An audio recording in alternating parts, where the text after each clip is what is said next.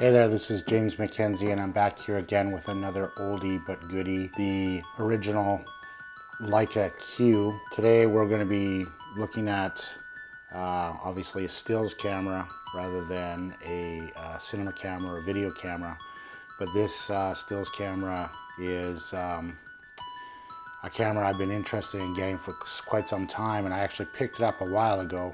So I was able to pick this up for about $3,000 Canadian. Today I'm just going to give my first impressions of the Leica Q. This is considered the entry point for a lot of Leica shooters. The Q Series was a camera that came out 2016. So certainly not a new camera. They're in the third iteration of this camera now, the Q3, which has obviously amazing specs compared to the Q, which has very modest specs, but is still a very nice shooter.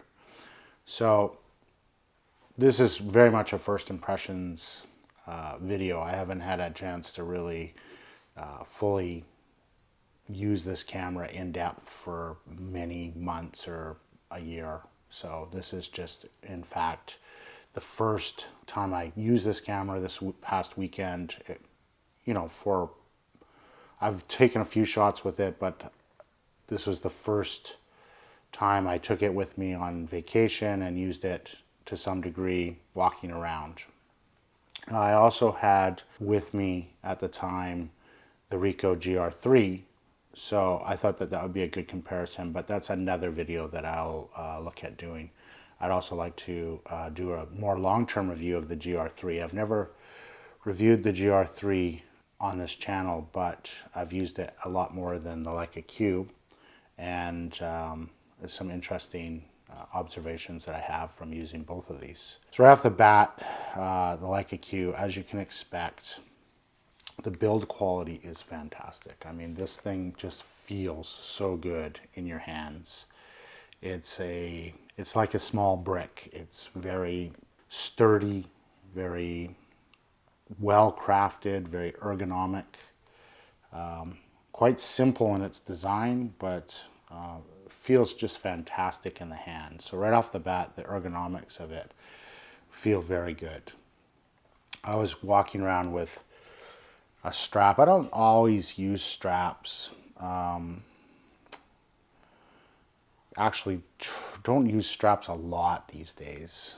But for this camera, it really worked well. I was able to just put it over my shoulder, or sorry, around my neck, and then loop it through my shoulder like this if I was walking, and didn't want to have it flopping around. A lot of times when I was shooting fairly actively, I would have it just around my neck like this, like standard tourist style. And it was fantastic. So I do like using a strap with this particular camera. I also have the half case for it. I have another brown half case for it as well that came with it. There's a couple half cases and a few straps. There's also the original Leica leather strap that I have, but I prefer this sort of rope strap. So that's what I was using. I'm not going to go too deep on the specs because that's something that's fully available in a million other reviews, but this is a full frame sensor. It has a fixed 28mm lens, and since it's a full frame, that is what you get, a 28mm field of view. This is a f1.7 max aperture down to f16 as your minimum aperture. Has a very similar style of controls to the X100 series from Fuji. In other words, you can snap into auto. So on the aperture ring, there's your aperture settings, and one of the nice things is there are intermediary aperture settings as well. It's not just full stops, but it is a clicked aperture. The click is very nice. It's fairly understated, but still very positive. You can definitely feel those clicks. If you put it into the A mode, then it becomes a shutter priority. If you put your shutter speed into A, then you get basically a program mode. So it's a very simple set of controls. It does have also the ability to manual focus. So it has a very smooth focusing rings of any of the cameras that I have in this sort of range.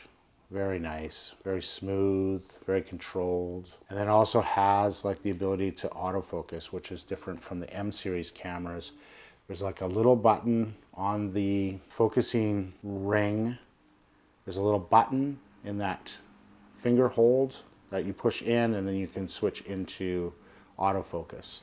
And I was using it with autofocus, and it was extremely very accurate and responsive. You can also focus by touching the touchscreen on the back to gain your subject and focus that way. In addition to the markings that show distance for your focus ring, you also have the ability to shift into a macro, and that also shifts.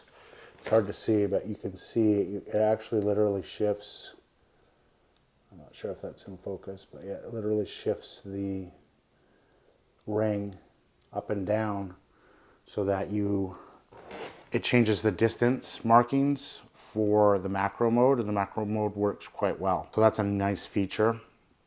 A lot of these sort of everyday carry, point and shoot, single focal length cameras tend to have macro modes. I'm thinking of the X100, the Ricoh GR series, Sony RX1, and then also the Leica Q. They're all in that same sort of design and sort of same use case scenario that you have for these everyday carry cameras, and they all tend to have a macro mode. It's a nice feature to have with an everyday carry camera because you are limited to that one focal length. Having the ability to close focus in the macro mode really adds flexibility to the camera, getting those fine details. That's an excellent addition to the camera. Probably more so than that is the minimum focusing distance as well, which is quite a useful feature, especially when you have a wider lens like the 28mm. A lot of everyday carry cameras are in that 35mm range, so I'm thinking of the X100 series from Fuji. That's a 23mm, which in APS-C has an equivalent field of view of a 35mm.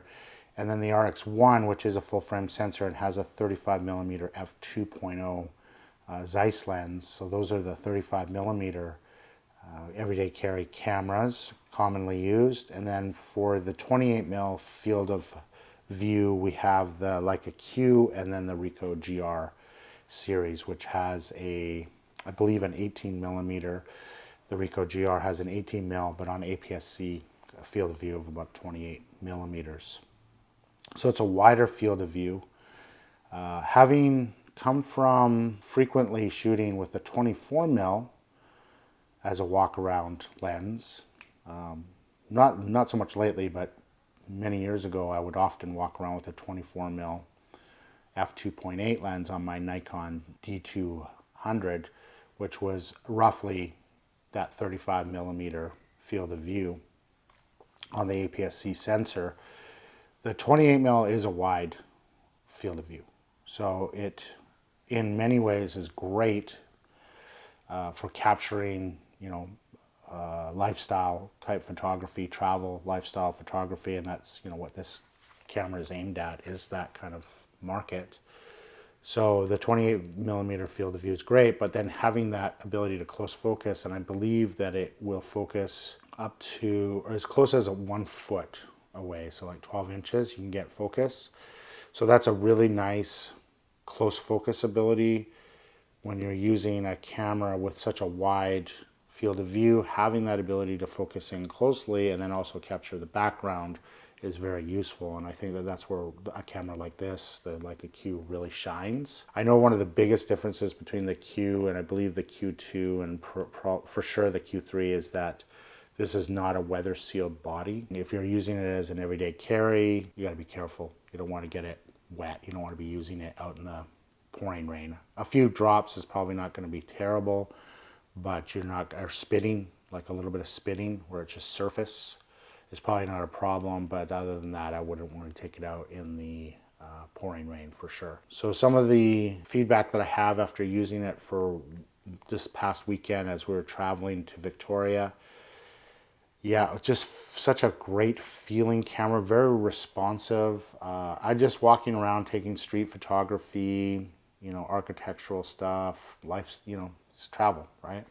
And it's just very responsive, very quick to start up, very quick to catch focus. It just felt really good in the hand. If it's a heavy camera, it's not a light camera. But since you're only carrying the camera and not a camera and multiple lenses, you know, it's very doable. I've carried massive cameras and had no problem, so this is not an issue for someone that's used to carrying a much larger system.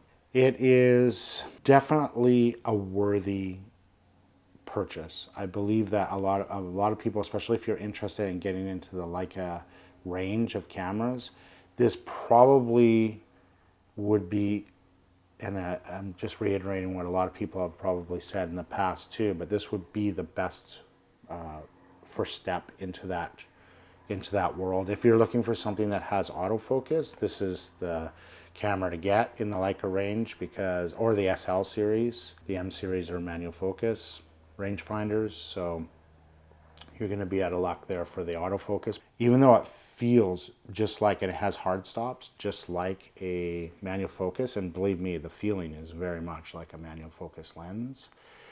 It is a focus by wire, as is the Sony RX 1, which I also have. But the RX1 has like sort of the endless focus ring, whereas this one has hard stops, so it feels much more manual. So the feel, the ergonomics of the camera, the responsiveness of the camera, the images that are coming out of it, and I'll put some images that I got over the weekend over the video so that you can see some of the shots that I was able to capture. Nothing groundbreaking or award-winning. It was just walk around stuff, but nonetheless, I think that it was a great performer for that type of environment. And would I recommend it? Price-wise, it's coming down in price. In Canada, I see them quite often in around the $3,000 range on the used marketplace. For $3,000, you're getting a heck of a lens. You're getting a Summilux f1.7. So the optics, I believe, are, you know, as good as any M series lens. So a Summilux lens is a very expensive lens. Don't quote me on the price, but I think they're at least $5,000 for a 28 millimeter, and I think the Summilux manual M series lens is an f1.4, so just a third of a stop difference. And then obviously one of the big things that a lot of people downplay when they talk about using, like, say, an A7C with a Sony 28 millimeter lens to replace like a Q type experience. That's all well and good. But one of the key differences between all of these walk-around cameras, the X100, the Ricoh GR series, the Sony RX series, and this Leica Q series, is that they have leaf shutter lenses. And that's the thing that's drawn me to this series of cameras, or these types of cameras, so much in the last many years, is with those leaf shutter lenses, you're able to get sync speeds that are up to, like on this, I think up to 2,000th of a second at all shutter, or at all apertures.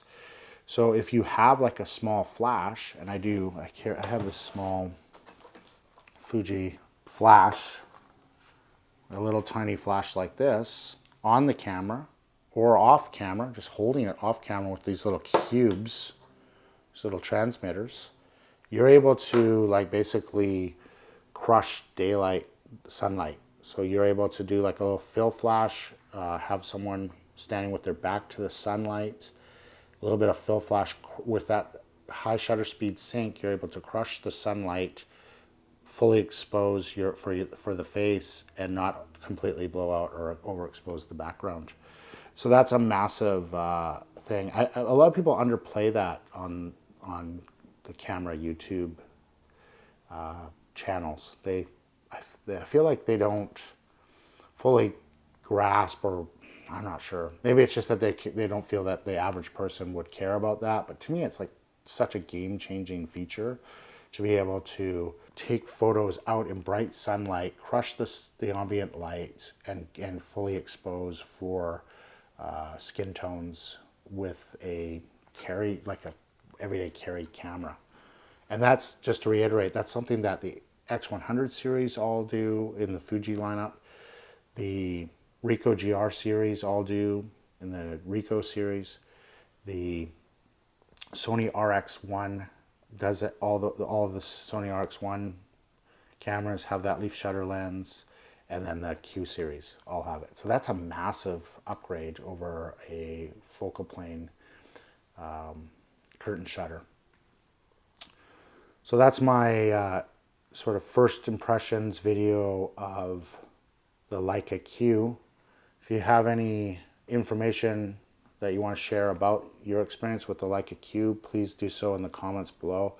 Really interested in hearing people's opinions about some of these videos that I'm doing. To me, this is more of a community thing. Nowadays, I'm happy just to be taking photos and videos, making short films, etc., just for my own enjoyment. If you're interested in this kind of videos, I'd love it if you joined with me by subscribing, liking the video to get it out there a little bit. But overwhelmingly, I would rather be able to connect with people. So if you have your own channel and you're sharing stuff, please note it in the comments below. I'd love to see what you're doing out there with these older cameras and cinema cameras, video cameras, stills cameras that are oldies but goodies, and like what I like to call Lanterne Rouge camera reviews, where we're looking at tech that was top of the line in its day, but now is just kind of receded over the years, but is still very high performing and excellent equipment. So thanks for joining me for this video. I appreciate all your views, and we'll see you again in the next one. Thanks.